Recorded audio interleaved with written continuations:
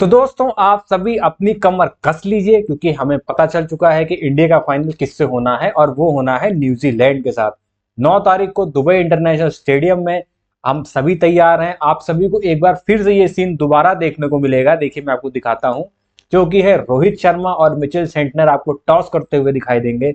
बस इस बार भाई भगवान से दुआ है कि रोहित शर्मा भाई इस बार टॉस जीत लेना, क्योंकि इस फाइनल मुकाबले में दुबई की पिच पे टॉस बहुत ज्यादा क्रूशियल होगा।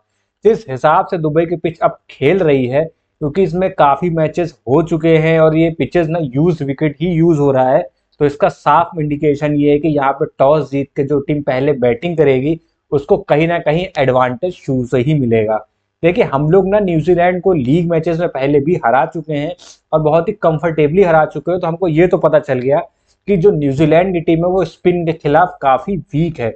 बट अभी साउथ अफ्रीका के खिलाफ उन्होंने सेमीफाइनल खेला था लाहौर में, उस मैच को उन्होंने स्पिन की ही बदौलत जीता था। यानी कि न्यूजीलैंड जब से इंडिया से हार के गया है तो उसने स्पिन के ऊपर काम किया है, चाहे वो मिचेल सेंटनर हो, सचिन रविंद्रन हो, इवन ग्लेन फिलिप्स हो। तीनों के तीनों बहुत अच्छी बॉलिंग डाल रहे हैं, टप्पे पे बॉलिंग डाल रहे हैं, कसी हुई बॉलिंग डाल रहे हैं, जिससे कि टीम इंडिया को बचना है। और भाई न्यूजीलैंड के सामने ना टीम इंडिया के आंकड़े भी कुछ ज्यादा ठीक नहीं है। हमारा जो इतिहास है ना आईसीसी टूर्नामेंट में न्यूजीलैंड के सामने, वो दोस्तों बिल्कुल भी अच्छा नहीं है। रिजल्ट आपके सामने देखिए, एक स्टैट आपके सामने लगा हुआ है कि अभी तक हम नॉकआउट में न्यूजीलैंड से 4 बार भिड़ चुके हैं, जिसमें से सिर्फ एक बार हमको जीत मिली थी, वो था हमारा 2023 का वर्ल्ड कप सेमीफाइनल, जिसमें हमने न्यूजीलैंड को 70 रनों से हराया था। बाकी उसके अलावा जब जब न्यूजीलैंड हमसे नॉकआउट में टकराई है ना, उसने हमको धूल ही चटाई है। फिर चाहे वो 2000 का फाइनल हो, चैंपियंस ट्रॉफी का ही फाइनल था 2000 में, जिसमें न्यूजीलैंड ने हमको 4 विकेटों से हराया था। 2019 का सेमीफाइनल हो जिसमें हम 18 रनों से हारे थे न्यूजीलैंड से, वो मैच तो कौन भूल सकता है, जिसमें एम एस धोनी का रनआउट हुआ था। उसके बाद वर्ल्ड टेस्ट चैंपियनशिप में एक बार फिर से हमको न्यूजीलैंड ने 8 विकेटों से मात दी थी, जो कि 19-21 साइकिल का था। वहां भी मतलब कि एक आईसीसी ट्रॉफी हमारे हाथ में आते आते रहेगी। बट 2023 के सेमीफाइनल में हमने हालांकि न्यूजीलैंड को धूल चटाई थी, बट इस बार हमें न्यूजीलैंड को हल्के में नहीं लेना है, क्योंकि जिस तरह हमारी टीम इंडिया है ना, सेम टू सेम कहीं उसी तरह से न्यूजीलैंड की टीम भी है। उनकी भी बैटिंग फायर कर रही है, बॉलिंग फायर कर रही है, फील्डिंग फायर कर रही है, हमारी भी सब कुछ फायर कर रही है। बस एक चीज होता है ना कि जिसे बोलते हैं कि इतिहास अपने आप को दोहराता है, तो शायद वो वाली चीज हमको होती हुई यहाँ पर दिखाई दे रही है कि 2023 में हम लोगों ने ऑस्ट्रेलिया को लीग मैच में हराया था, फिर जाकर ऑस्ट्रेलिया ने हमको फाइनल में मात दी थी। वहां भी स्लो विकेट थी और हम वहां पे टॉस हारे थे। इस बार हमने न्यूजीलैंड को लीग मैचेस में हराया है, वहां भी स्लो विकेट है, और हम रोहित शर्मा तो इस बार टॉस लगातार हारते हुए आ रहे हैं। तो बस यही सोच कर थोड़ा सा दिल हमारा धक धक कर रहा है, धक धक हो रहा है ऐसे दिल में कि भैया रोहित भैया टॉस जीत जाओ। मैच तो बाद में, इसमें पूरे जो 130-40 करोड़ भारतीय जनता है ना, सबका बस एक ही है कि भगवान रोहित भैया इतने दिन से टॉस हार रहे हैं। मुझे लगता है कि एक तरह की तपस्या है, मेडिटेशन है रोहित भाई आपकी, जिसका फल शायद आपको फाइनल मुकाबले में मिले। और चाहे आप सिक्का उछालो या फिर आप कॉल करो, आप टॉस जीत जाओ। मैं तो बोलूंगा भाई इस बार आप ना हेड मांगना, टेल मांगना ही नहीं, क्योंकि जब जब आप टेल मांग रहे हो ना आप जीत ही नहीं रहे हो।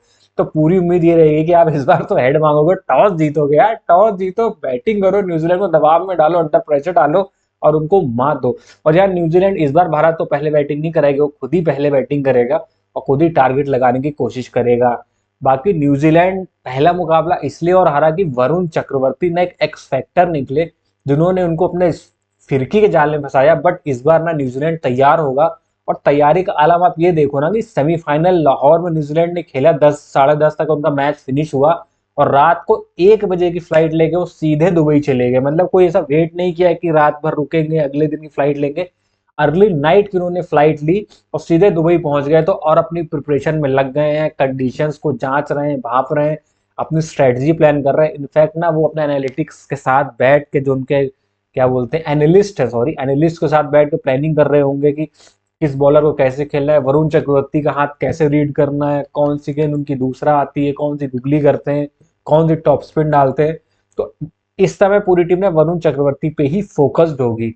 मैं तो ये कहूंगा जैसे रोहित शर्मा ने लीग मैच में सरप्राइज डाला था ना कि Varun Chakravarthy out of the box syllabus आ गए थे, ऐसे ही फाइनल मैच में भी एक सरप्राइज एलिमेंट तो हमको चाहिए, जो न्यूजीलैंड ने जिसकी तैयारी ना की। मे भी हो सकता है कि वॉशिंगटन सुंदर आपको खेलते हुए दिख जाए, या फिर मोहम्मद शामी की जगह अर्शदीप खेलते हुए दिख जाए।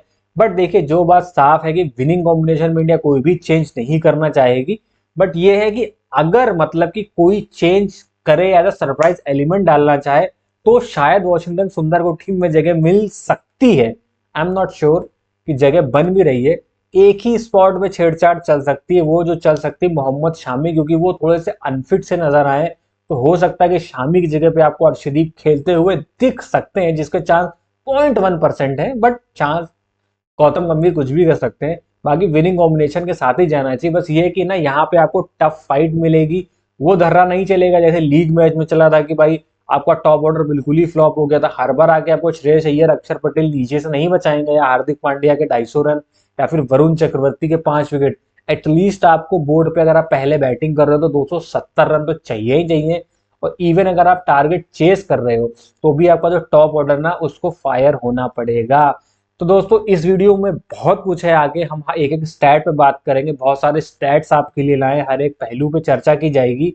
मगर दोस्तों आगे बढ़ने से पहले आप सभी से एक छोटी सी रिक्वेस्ट है कि अगर अभी तक आपने हमारा चैनल सब्सक्राइब नहीं किया है तो प्लीज हमारे चैनल को सब्सक्राइब कर लीजिए। वीडियो पसंद आए तो वीडियो को लाइक जरूर करिएगा। मैं फिर से कह रहा हूँ, आप लोग वीडियो देख रहे हैं बट उसको लाइक करना भूल जा रहे हैं, तो वीडियो लाइक जरूर करिएगा और ज्यादा से ज्यादा फैमिली फ्रेंड्स के साथ इस वीडियो को शेयर जरूर करिएगा। और हाँ दोस्तों, अपने सवाल जवाब सुझाव क्वेश्चन कुछ भी है आप कमेंट करना बिल्कुल भी मत भूलिएगा। आप कमेंट करिए, हम उसका जवाब आपको जरूर से जरूर देंगे। तो चलिए दोस्तों शुरू करते हैं आपकी आज की एनालिसिस। शुरुआत सबसे पहले करेंगे एक जबरदस्त आंकड़े के साथ, जो कि है न्यूजीलैंड बैट्समैन के बैटिंग एवरेज इंडिया के सामने। देखिए बहुत इंपॉर्टेंट है कि सबसे पहले उनकी बैटिंग में फोकस करें। बॉलिंग पे उतना तवज्जो नहीं देने का उतना कुछ खास मतलब बनता नहीं है, क्योंकि न्यूजीलैंड का जो बॉलिंग अटैक है वो पेसर्स का है मोस्टली, तो वो उतना सा पूरा नया बॉलिंग अटैक है। काइल जेमिसन हो गए और की हो गए, वेट हेनरी, इतने खास मैच उन्होंने इंडिया के सामने खेले नहीं है। बट बैटिंग अटैक पे बात करना बहुत ही ज्यादा जरूरी है। सबसे पहले रचिन रविंद्रन की अगर बात करें तो उन्होंने भारत के खिलाफ 94 रन बनाए हैं, 31 के एवरेज से 3 मुकाबला रचिन खेले हुए हैं। तो मतलब यहाँ पे रचिन का सैंपल साइज दोस्तों, रुको जरा खुजली बच रही है, जुकाम, मुझे जुकाम हो गया, थोड़ी सी दिक्कत हो रही है, उसके लिए मैं माफी चाहूंगा। मेरे आड़े तिरछे मुंह बन जाए, एक आध दो छीके आ जाए, उसके लिए पहले से सॉरी। बाकी रचिन रविंद्रन पे अगर फोकस करें, देखिए ये गजब की फॉर्म में चल रहा है बैट्समैन, कमाल की फॉर्म इसकी चली हुई है। आईसीसी टूर्नामेंट में तो बंदे ने ना सेंचुरीज की झड़ी लगा रखी है। 3 वर्ल्ड कप में थे और आईसीसी चैंपियंस ट्रॉफी में 2 लग चुके हैं ऑलरेडी। आईसीसी टूर्नामेंट में इनकी 5 सेंचुरीज हो चुकी हैं। पिछले मुकाबले में भी साउथ अफ्रीका के सामने क्या डोमिनेंस परफॉर्मेंस की थी। और ये बैट्समैन एक ऐसा बैट्समैन है, मतलब चलिए रविंद्रा की फोटो ही लगाते हैं, बात अगर रचिन की कर ही रहे हैं तो फोटो तो होना बहुत जरूरी है। देखिए ये एक ऐसा बैट्समैन है ना, मतलब कि जिसके क्या ही कहने हैं। ये रहे आ गए, देखिए चीयर्स का साइन करते हुए एकदम विनिंग उसमें फिस्ट देते हुए। ये एक ऐसा बैट्समैन है कि जो परिपक्व बैट्समैन जिसे बोलते हैं ना, कंप्लीट पैकेज जो बोला जाता है, सेम वैसा ही बैट्समैन है। मतलब ये स्पिन पे भी कंफर्टेबल है, ये पेस पे भी कंफर्टेबल है, ये एटविल छक्के मारने की काबिलियत है, और इस बंदे को मैच अवेयरनेस है। ये लंबा खेलते हैं, ये नहीं देखते कि आएंगे तेज तेज हिट करेंगे आउट होकर चले जाएंगे। ये अपने विकेट की अहमियत समझते हैं और इनका कन्वर्जन रेट बहुत अच्छा है। अगर ये 20 पे आते हैं तो उसको 50 में कन्वर्ट करते हैं, 50 पे पहुंचते तो फिर 70, 70 को फिर 100, 100 को फिर 120, और मैच खत्म करने की देखते हैं, एंड तक लेके जाते हैं, लंबी लंबी इनिंग्स खेलते हैं। और सबसे बड़ा थ्रेट अगर टीम इंडिया के सामने कोई खिलाड़ी कल के मुकाबले में होने वाला है तो वो ये होंगे रचिन रविंद्रन। जैसे ऑस्ट्रेलिया में ट्रेविस हेड सबसे बड़ा खतरा थे ना, वैसे इस टीम के एक और लेफ्ट हैंडर है, ये है रचिन, जो कि बहुत बड़े खतरे हैं, क्योंकि ये इंडिया के ही मूल के हैं, इंडिया में ही ये प्रैक्टिस करते हैं। चेन्नई सुपर किंग्स के साथ जब से जुड़े हैं तो वहाँ के जो उनके क्या बोलते हैं एकेडमीज उनका यूज करते हैं, काफी प्रैक्टिस करते हैं। और इकलौते ऐसे प्लेयर हैं, मतलब कि मुझे लगता है इंटरनेशनल क्रिकेट में भी बहुत ही कम ऐसे प्लेयर बच गए जो कलाइयों का प्रयोग करते हैं, जैसे राहुल द्रविड़ करते थे। तो कलाइयों का बहुत अच्छा प्रयोग करते हैं, जिसकी वजह से ना इनके रन कभी नहीं रुकते हैं।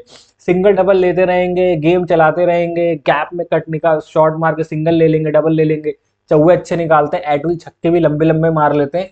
तो ये बहुत बड़े थ्रेट है। हालांकि आंकड़े इंडिया के सामने इनके भी उतने अच्छे नहीं है, बहरहाल मैच ही इन्होंने 3 खेले हैं, तो उस हिसाब से उतने खास आंकड़े हमको ऑन पेपर नहीं दिखेंगे। पर जिस हिसाब की फॉर्म में बैट्समैन चल रहा है ना, मुझे ऐसा लगता है कि इंडिया के लिए सबसे बड़ा थ्रेट ये बैट्समैन हो सकता है।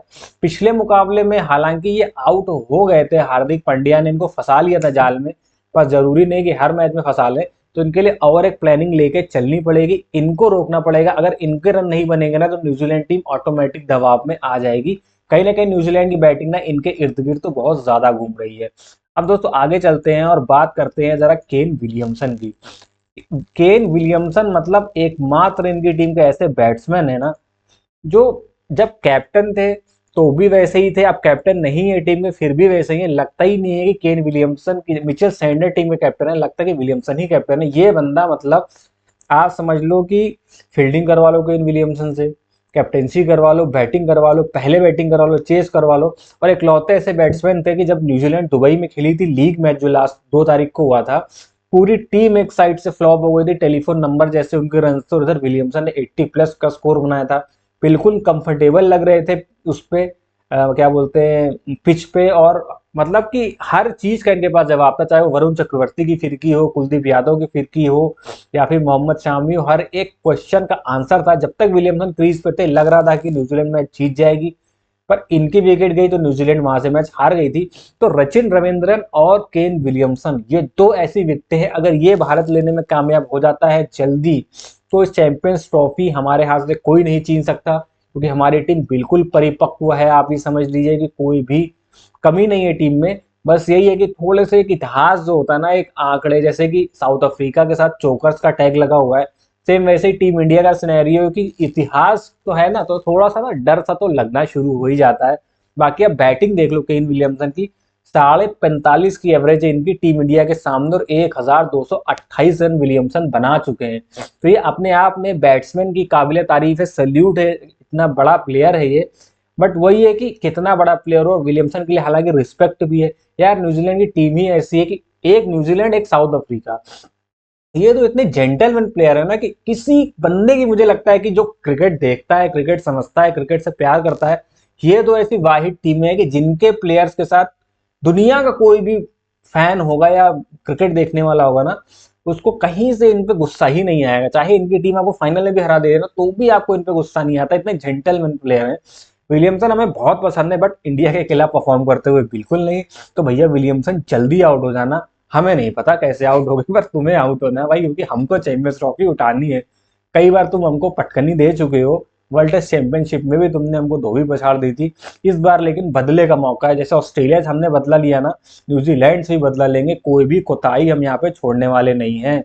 अब दोस्तों आगे बढ़े, अब जरा नजर डाल लेते हैं आगे स्कोर। तो विल यंग ओपनर है, मुझे लगता है कि न्यूजीलैंड टीम में कोई एक चेंज मैं देख रहा हूं यहाँ पे, तो शायद विलियन की जगह डेवन कॉनवे वापसी करते हुए टीम में दिखाई दे, क्योंकि कॉनवे भी स्पिन बहुत अच्छा खेलते हैं। और लास्ट मुकाबले में मुझे लगता है कहीं ना कहीं दुबई वाले में विलियम को इन्होंने खिलाया था, कॉनवे को ड्रॉप कर दिया था, वो पैंतरा सही साबित नहीं हुआ। प्लस विलियम परफॉर्म भी नहीं कर रहे हैं, मुझे लगता है ये राइट और लेफ्ट कॉम्बिनेशन के चक्कर में विलियम को खिला रहे हैं। बट इस बार मुझे लगता है दुबई के मैदान में आपको विलियम या Daryl Mitchell, but Daryl Mitchell ने लास्ट मैच परफॉर्म किया है तो डेरिल मिचेल की तो प्लेस बनी है। बट विलियम कहीं ना कहीं आपको ड्रॉप होते हुए दिखाई दे रहे हैं, और इनकी जगह पे डेवन कॉनवे खेलते हुए दिखाई दे रहे हैं। तो उसके बाद बात करें डेरिल मिचेल की, 4 नंबर पे आते हैं। इनके आंकड़े भी बहुत अच्छे हैं टीम इंडिया के सामने, 46.5 की इनकी एवरेज है, 326 रन ये मार चुके हैं। और ये अच्छा खेलते हैं इंडिया, और स्पिन भी अच्छा खेलते हैं। हालांकि लास्ट मुकाबले में फंसते हुए नजर आए थे, वरुण चक्रवर्ती की बॉलिंग समझ नहीं आ रही थी, बट अब एक बार इन्होंने खेल लिया है ना, और बैट से इनके रन आ भी गए अभी अफ्रीका के खिलाफ मुकाबले में, तो इनका भी एक सेल्फ कॉन्फिडेंस इनमें आया होगा, मेंटली और स्ट्रांग हुए होंगे। और ये 3 दिन जो इनको मिले हैं ना, प्रॉपर प्रिपरेशन करेंगे स्पिनर्स की, देखेंगे, रीड करेंगे, हाथ से चक्रवर्ती को पढ़ेंगे। और मुझे लगता है शायद ये भी हमारे लिए बड़ा खतरा हो सकते हैं, क्योंकि भाई इनके भी 326 रन है भारत के खिलाफ। और मुझे अच्छी तरह से याद है 2023 का जो सेमीफाइनल हुआ था ना, उसमें डेरिल मिचेल और केन विलियमसन जब तक क्रीज पर थे तब तक ऐसा लग रहा था भाई कि अब मैच गया, तब मैच गया, अब मैच गया, तब मैच गया। जैसे ही आउट हुए, मोहम्मद शामी आए, इनकी विकेटें चटकाए, वहां से मैच खुल गया था। तो इस बार भी हमको फोकस करना पड़ेगा, Kane Williamson, Rachin Ravindran, Daryl Mitchell, ये 3 विकेटें बहुत जरूरी हैं। अब 5 नंबर पे आते हैं हमारे टॉम लेथम, जो इनके विकेट कीपर बैट्समैन है। ये भी स्पिन बहुत अच्छी खेलते हैं, 890 रन है भारत के खिलाफ, 46.8 की इनकी भी औसत है। तो देखा जाए मोटा मोटा पूरी न्यूजीलैंड बैटिंग लाइनअप में अगर आप विलियम को हटा दें तो बाकी पूरी लाइनअप के आंकड़े हमारे सामने अच्छे हैं। और मुझे लगता है कि एक आपको कांटे का फाइनल मुकाबला देखने को मिलेगा, कहीं से भी हल्के में मतलब न्यूजीलैंड को प्लस हम लोग को, टीम इंडिया को बिल्कुल भी इस ओवर कॉन्फिडेंस नहीं जाना है कि यार एक बार तो इनको हरा चुके हैं तो दूसरी बार भी यूं ही हरा देंगे, सेम स्ट्रेटजी से हरा देंगे, बिल्कुल भी नहीं। स्ट्रेटजी में थोड़ा बहुत तो चेंज हमको करना पड़ेगा और ये ट्रॉफी हम तभी जीत पाएंगे जब हम फुल फोकस के साथ, जैसे हमने बाकी मैचेस खेले हैं, ये मैच भी खेलेंगे। और हमारे जो टॉप 3 है, शुभमन गिल, विराट कोहली, रोहित शर्मा, इनमें से किसी एक को परफॉर्म जरूर से जरूर करना पड़ेगा। तो दोस्तों ये थे न्यूजीलैंड के कुछ आंकड़े। अब जरा एक बार नजर मार लेते हैं टीम इंडिया के भी आंकड़े पे कि हमारे बैट्समैन के आंकड़े न्यूजीलैंड के टीम के खिलाफ कैसे हैं। शुभमन गिल हमारे प्रिंस 74 की औसत है, 592 रन ये बना चुके हैं। औसत बहुत अच्छा है, नो डाउट, बहुत सही आंकड़े हैं। बट दिक्कत की बात ये है ना यहाँ पे कि भाई शुभमन गिल पिछले 2 मैचेस से बिल्कुल भी परफॉर्म नहीं कर रहे हैं, फ्लॉप शो उनका जा रहा है यहाँ पे।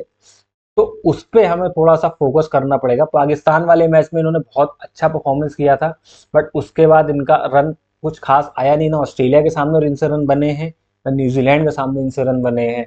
तो ये हमारे लिए थोड़े से खतरे की घंटी की कहीं क्या शुभमन गिल अपनी फॉर्म लूज कर रहे हैं, क्योंकि इस पॉइंट पे अगर शुभमन गिल परफॉर्म नहीं करते हैं फाइनल मैच में तो कहीं ना कहीं टीम इंडिया अंडर प्रेशर आ जाएगा और हमारी मुश्किलात बढ़ जाएंगी। तो इनका परफॉर्म करना बहुत जरूरी है। अब बात करें श्रेयस अय्यर की, तो 70.4 की औसत है न्यूजीलैंड के सामने इनके और 563 रन ये बना चुके हैं। तो अय्यर 4 नंबर पे बिल्कुल बैलेंस दे रहे हैं, बहुत भरोसा है इनके पास। सेम पैटर्न चल रहा है भाई इंडिया का जो 2023 में चल रहा था कि अय्यर रन बना रहे थे, राहुल रन बना रहे थे, कोहली रन बना रहे थे, बट फाइनल में ऑस्ट्रेलिया ने जो मतलब कि माइंडसेट रखा, जो प्लानिंग करी, उसमें सब जाल में फंस गए, अय्यर भी आउट होके चले गए थे। सेम सीन बनता हुआ नजर आ रहा है न्यूजीलैंड को, और मुझे लगा न्यूजीलैंड कहीं ना कहीं ऑस्ट्रेलिया ने जो प्लानिंग की थी उसी तरह की प्लानिंग करने की सोच रहा होगा। बट इस बार टीम इंडिया तैयार है, गौतम गंभीर तैयार होंगे, हम बिल्कुल फोकस्ड होंगे और हम इनको यहाँ पे हरा के जाएंगे। केएल राहुल 58.8 की एवरेज है, 294 रन बना चुके हैं, तो इनके भी आंकड़े बहुत अच्छे। बात करें विराट कोहली की, जो 57.1 की एवरेज है न्यूजीलैंड के सामने और 1656 रन बना चुके हैं। ये समझ लीजिए विराट कोहली एक तरह से ना जान है टीम इंडिया की, और परफॉर्मेंस दर परफॉर्मेंस अपने आप को सुधारते चले आ रहे हैं, बिल्कुल बेहतरीन देते चले आ रहे हैं आंकड़े, और टीम इंडिया की बैकबोन बने हुए हैं। देखिए कोहली एकदम दहाड़ रहे हैं, ऐसे ही दहाड़ना है कोहली भाई, फाइनल में आपको भी आउट नहीं होना है। हालांकि नॉकआउट में विराट कोहली का परफॉर्मेंस ना बहुत शानदार है, मतलब कमाल के आंकड़े हैं। एक आंकड़ों पे एक आंकड़ा मुझे मिला था, मैं वो आपको दिखाता हूँ कि नॉकआउट्स में आप विराट कोहली की परफॉर्मेंस देखिए। चैंपियंस ट्रॉफी 2025 सेमीफाइनल में 84 रन की पारी आई थी, जो भी 3 तारीख को ही आई है, हाल ही में आई है, सॉरी 5 तारीख को आई है।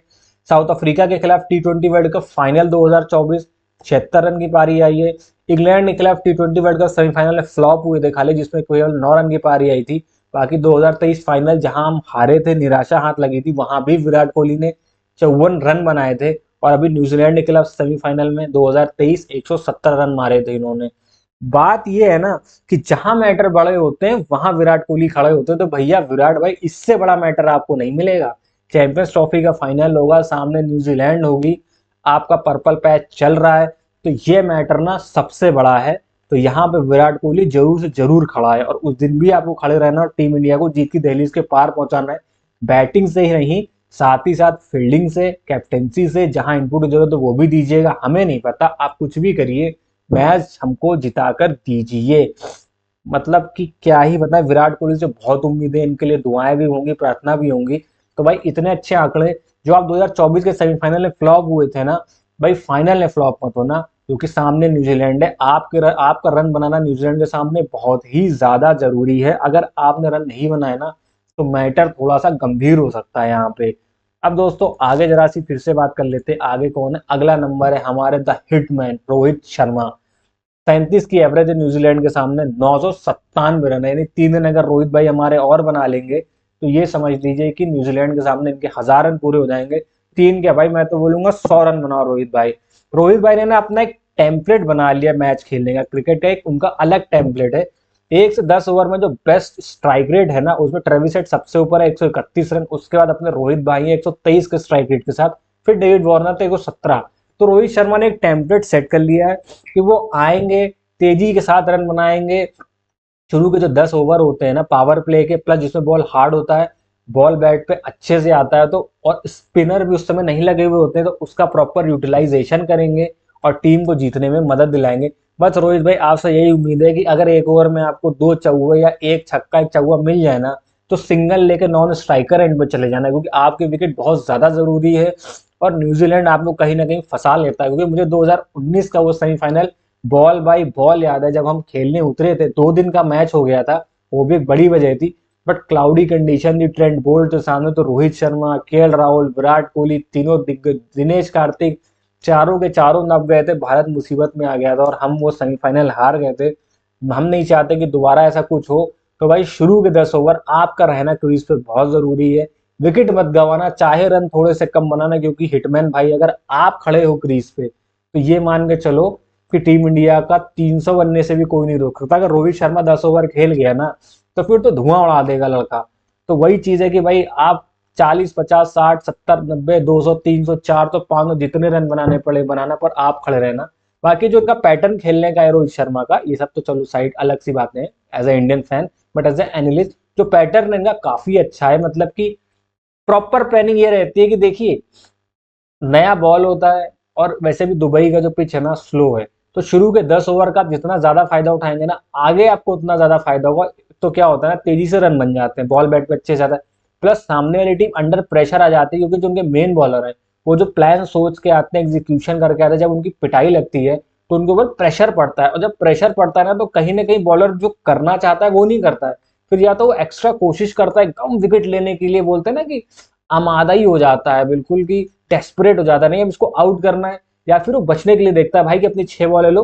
तो जो प्लान के साथ आते हैं, एक फोकस होकर साथ आते हैं, टप्पे पे बॉल डालना है, विकेट चटकाने, तो वो माइंडसेट ना हट जाता है। कहीं ना कहीं जब किसी भी बॉलर का या फील्ड सामने अपोजिशन अपोजिशन टीम का माइंडसेट वहां से हटता है और बात आती है कि यार बचो, तो वहीं पे सामने वाली टीम गेम खेल जाती है और वहीं पे आपके लिए बैटिंग करना बहुत ही ज्यादा आसान हो जाता है। रोहित शर्मा बहुत अच्छे से जानते हैं। और ये है कि भाई ये जहां तक हमको लग रहा है चैंपियंस ट्रॉफी में, कि अगर इंडिया चैंपियंस ट्रॉफी जीतता है तो शायद रोहित विराट में से कोई एक संन्यास ले लेगा। ये ऐसे मतलब अफवाहें उड़ती उड़ती आ रही हैं, इस पे कोई ऑफिशियल न्यूज नहीं है, अफवाहें उड़ती उड़ती आ रही हैं। बट हम तो चाहेंगे भाई कि 2027 का भी वर्ल्ड कप दोनों लोग खेलें। T20 से रिटायर हो ही चुके हैं, तो आप 2027 का वर्ल्ड कप भी खेल के जाओ, अभी रिटायर मत होना, बट जीतना जरूर है मैच। तो रोहित शर्मा से काफी ज्यादा उम्मीदें रहने वाली है टीम इंडिया को। तो ये तो मामला था भाई रोहित शर्मा का। अब जरा बात कर लेते हैं बॉलिंग की, कि न्यूजीलैंड के अगेंस्ट भारत के ना बेस्ट स्पेल क्या रहे वनडे में। सबसे बेहतरीन स्पेल जो है मोहम्मद शामी का रहा है। 7 विकेट चटकाई थी, 57 रन देके, वो भी कब चटकाई थी, 2023 के सेमीफाइनल मुकाबले में, जब एक टाइम पे लग रहा था कि भाई डेरिल मिचेल और केम विलियमसन ने मुकाबला एक तरफा कर दिया है। उस क्रूशियल टाइम में मोहम्मद शामी आए, उस विकेट चटका के गए और हमको मैच में वापसी करवाई। तो सेम कल शामी को वही परफॉर्मेंस देनी पड़ेगी, क्योंकि देखो कल का मतलब कि कल मेरे से मतलब है 9 तारीख को। देखिए फाइनल मुकाबला आप तभी जीतोगे, चैंपियन टीम आप तभी जीतोगे जब आपकी पूरी team as a champion perform करेगी, किसी एक इंडिविजुअल के बलबूते पे नहीं। हर किसी को खड़ा होना पड़ेगा, अपना 100% देना पड़ेगा, तब जाके आप चैंपियन बनोगे।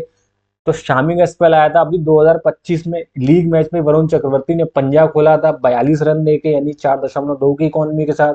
फिर शमी ने 2023 में लीग मैचेस जो थे राउंड रॉबिन फॉर्मेट के, उसमें 5 विकेट लिए थे 54 रन देके। और 2016 में अमित मिश्रा ने 5 विकेट चटकाई थी 18 रन देके। तो मोहम्मद शामी को काफी ज्यादा पसंद है न्यूजीलैंड। मतलब न्यूजीलैंड देखते ही ना उनके अंदर के जज्बात हिलोरे मारते, बॉल उड़ के उनके पास आ जाती है कि मैं तो जाऊंगा और विकेट चटकाऊंगा। तो शामी भाई का खेलना बहुत जरूरी है। भाई फिटनेस पे ध्यान दो, लाइन लेंथ फोकस रखो, और कल भी हमें शामी आपसे ऐसी ही परफॉर्मेंस चाहिए जैसे कि आप अब तक देते आए हैं। तो ये तो रही बात भाई बॉलिंग परफॉर्मेंस की मोहम्मद शामी की। आगे चलते और एक आंकड़े पे और बात कर लेते हैं, इस चैंपियंस ट्रॉफी के बेस्ट बॉलर कौन है। तो इस समय वरुण चक्रवर्ती का बेस्ट बॉलिंग परफॉर्मेंस चल रहा है, जो कि है 5 विकेट 42 रन देके न्यूजीलैंड के सामने आया था। फिर मैट हेनरी उसके अपोजिट, देखिए मैट हेनरी और Varun Chakravarthy neck to neck चल रहे हैं। हेनरी ने भी 42 रन देके 5 विकेट झटके थे सेम मैच में इंडिया के सामने। फर्क बस इतना था कि हेनरी फास्ट बॉलर है, वरुण चक्रवर्ती स्पिन बॉलर है। उसके बाद मोहम्मद शामी 53 रन 5 विकेट बांग्लादेश। सार उसके बाद अजमत उमरजाई, ये तो बाहरी हो गए, 5 विकेट 58 रन देके, और माइकल ब्रेसवेल 4 विकेट 26 रन देके। यानी कि इसमें 2 बॉलर इंडिया के, 2 न्यूजीलैंड के बेस्ट फिगर्स में। और चारों ही कल का मुकाबला, मतलब 9 तारीख, मेरे मुंह से कल निकल रहा है, 9 तारीख का मुकाबला खेलने वाले हैं। तो बस ये है कि देखिए हेनरी, मतलब हेनरी पे बात कम होती है, उतनी कोई खास बात होती नहीं है मैट हेनरी के ऊपर, लेकिन भाई मैट हेनरी काफी ज्यादा ही उम्दा बॉलर हो चुके हैं इस समय और बहुत बड़े थ्रेट है टीम इंडिया के सामने। देखिए मैं मैट हेनरी का फोटो लगा दूं, जब बात चली है तो दूर तलक जानी चाहिए ना, तो मैट हेनरी का फोटो भी लगाना जरूरी है। हेनरी का फोटो हो ना तो निकालता हूँ, मैं निकाल के आपको देता हूँ मैट हेनरी का फोटो। देखिए मैट हेनरी ने ना अपने आप को बहुत शानदार तरीके से ढाला ढाला है और बहुत अच्छे बॉलर हो गए आने वाले दिनों में। मतलब कि ये ना क्या करते हैं, ये टेस्ट मैच वाली बॉलिंग करते हैं मैट हेनरी, ऐसा नहीं करते मैट हेनरी आगे की बहुत कोई स्विंग कराएंगे, ये गुड लेंथ पे बॉल डालते हैं, तेज बॉल कराते हैं, लाइन और लेंथ को मेंटेन रखते हैं मैट हेनरी। तो सबसे खास बात इनकी ये रहती है कि टप्पे पे बॉल डालेंगे, हार्ड लेंथ हिट करेंगे, टेस्ट मैच वाली लाइन डालेंगे, और आप एज अ बैट्समैन कोशिश करोगे कि मारे, पर ना आप आगे जा सकते हो ना पीछे जा सकते हो, तो आप एक जगह फंस जाते हो, ये आपको रूम नहीं देते। और इनकी पेस अच्छी खासी है, 140 से 142 के बीच में, स्विंग इतना ये नहीं कराते हैं, बाकी हार्ड लेंथ हिट करते हैं, टप्पे पे बॉल डालते हैं और बैट्समैन को गलती करने में मजबूर करते हैं, क्योंकि जब आपको रूम नहीं मिलता है, आप फंसे हुए रहते हैं, तो आप ना एक रिलीज शॉट ढूंढते हैं, और वही रिलीज शॉट जो होता है ना, उस पर विकेट चटका के चले आते हैं। रेगुलर बेसिस पे विकेट ले रहे हैं, साउथ अफ्रीका के खिलाफ भी अच्छी परफॉर्मेंस दी थी सेमीफाइनल में। हालांकि कैच लेते वक्त ओनली क्लासन के कंधे में चोट आई थी, पर उस टाइम तो लगा था कि ज्यादा दिक्कत है, बाहर भी हुए थे, पर यह है कि उन्होंने उस मैच में आके वापसी करी। दिक्कत थी, पेस उतनी जनरेट नहीं हो रही थी, बट फिर भी रेस्ट मिलेगा 3-4 दिन का, तो मुझे लगता है मैट हेनरी आएंगे। इनसे हमें बच के ज्यादा रहना है। बाकी जो न्यूजीलैंड के दो बॉलर हैं, काइल जेमिसन और ओरोर्की, उनमें उतनी धार दिखाई नहीं दे रही है। जेमिसन काफी अरसे बाद वापसी कर रहे हैं, काफी इंजर्ड रहे थे वो लय में जेमिसन चल नहीं रहा है जिस लय में शुरुआत में हुआ करते थे। वहीं ओरोर्की अभी नए हैं, तो उतना थ्रेट ओरोर्की से समझ में नहीं आ रहा है, लेकिन भाई मैट हेनरी काफी ज्यादा खतरनाक बॉलर हैं, जो कि बहुत ज्यादा परेशान कर सकते हैं टीम इंडिया को। तो खासकर हमारा जो टॉप ऑर्डर ना, उसको इनसे इनसे बच के रहने की खासा जरूरत है, क्योंकि ये बैट्समैन ना, ये बॉलर हमको बहुत ज्यादा परेशान करने वाला है। Last but not the least, इनके कप्तान न्यूजीलैंड के मिचेल सेंडनर। भाई ये बंदा ना, हमें तो एम एस धोनी काम एंड कंपोज लगता था, ये बिल्कुल ही कंपोज है, मतलब एकदम चिल।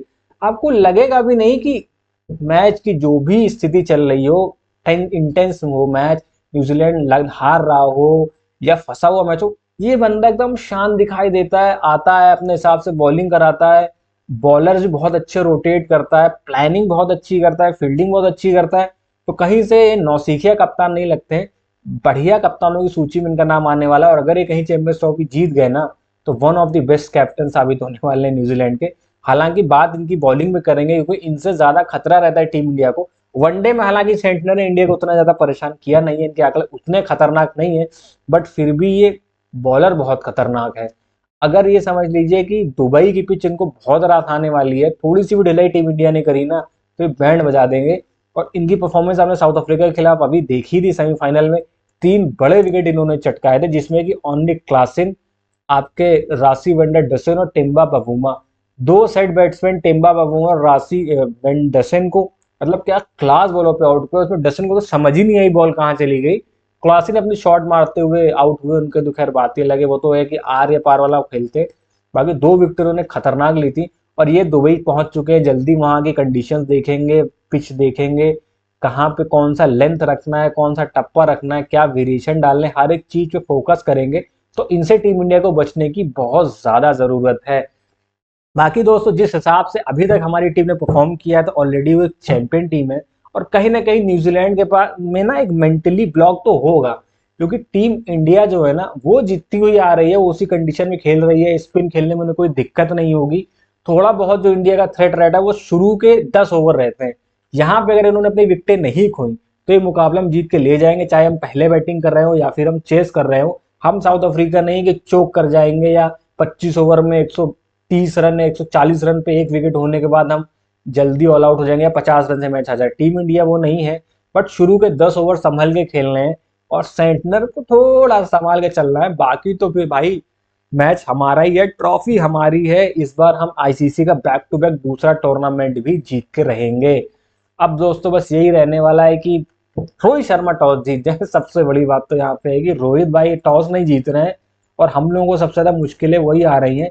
बाकी विराट भाई तो अपने हैं ही, आपकी स्क्रीन पे आ गए, इनसे ही बहुत उम्मीदें हैं, नजर ना लगे इनको, लॉ ऑफ एवरेजेस काम ना करें, बाकी तो ठीक है। मिडिल ऑर्डर हमारा बहुत सुदृढ़ है कि श्रेयस अय्यर आते हैं, फिर अक्षर पटेल आते हैं, केएल राहुल आते हैं, हार्दिक पांड्या आते हैं।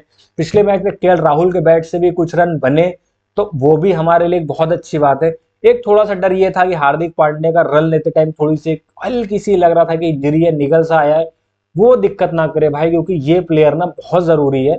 फाइनल में अगर हार्दिक पांड्या टीम में होते तो शायद हम वो वर्ल्ड कप हमारे हाथ से ना जाता। तो हार्दिक पांड्या की कमी कहीं ना कहीं हमें 2023 में खली थी, और हम नहीं चाहते कि हमें 25 के फाइनल में खले। तो भाई भगवान से दुआ कि हार्दिक पांड्या फिट रहे और हमको फाइनल मैच जिताएं, मोहम्मद शामी फिट रहे, अच्छी बॉलिंग करें। एक चीज और मेरे दिमाग में आ रही है, मुझे ऐसा फील हो रहा है कि न्यूजीलैंड का पूरा फोकस जा चुका है स्पिन पे, ठीक है, कि स्पिन स्पिन स्पिन, पेसर्स पे उतना ध्यान जा नहीं रहा है उनका, और मुझे लगता है वो पेसर्स पे उतनी तैयारी नहीं भी करके आएंगे, और हो सकता है उसमें तो मोहम्मद शामी या Hardik Pandya out of syllabus निकले, स्पिनर से ज्यादा विकेट वो चटका के चले जाए और न्यूजीलैंड देखती रह जाए। वो तो वक्त बताएगा, बाकी का आपको क्रैकर ऑफ द गेम देखने को मिलेगा फाइनल में। इस मैच से रिलेटेड हम और भी बात करेंगे, लेकिन वो बात करेंगे कल, क्योंकि 9 तारीख में अभी टाइम है। बैक टू बैक हमारे शोज आएंगे, डेली हम आपको कुछ ना कुछ बेहतरीन स्टैट्स ला के देंगे। आज मैंने आपको इतने स्टैट्स दिए, अगर वो पसंद आए तो इस वीडियो को जरूर लाइक करिएगा, हमारे चैनल को सब्सक्राइब जरूर करिएगा, और फैमिली फ्रेंड्स के साथ शेयर जरूर करिएगा। और स्टैट्स कल मैं आपके लिए लेके आऊंगा जो आपके काम के हों, आपको कुछ और उम्दा जानकारी आपको मालूम हो, आपकी क्रिकेट की नॉलेज बढ़े और मैच देखने का एक नजरिया बढ़े, हमारा यही मिशन है। फालतू बात देखिए मैं करता नहीं हूँ, मैच से रिलेटेड ही बात करूंगा। बाकी दोस्तों, अगर आपको मेरा वीडियो पसंद आए तो वीडियो को लाइक कर दीजिए, चैनल को सब्सक्राइब कर दीजिए। मिलते हैं अगले वीडियो में, तब तक के लिए नमस्कार, जय हिंद, बाय बाय।